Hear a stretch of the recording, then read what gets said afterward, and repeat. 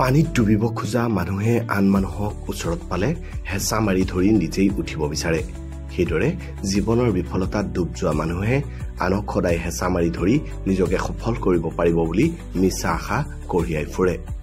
সেয়ে আপোনাক যদি কোনোবাই হেঁচিব ধৰিছে বা পাছলৈ টানিবলৈ চেষ্টা কৰিছে, আপুনি জানি ল'ব যে তেওঁ আচলতে জীৱনৰ সমস্ত বিফলতাই ডুব গৈ ককপকাই ফুৰিছে। তাৰ বাবে আপোনাক ডুবাই নিজক পৰিত্ৰাণ কৰিব পাৰিব বুলি মিছা আশা বান্ধি লৈছে।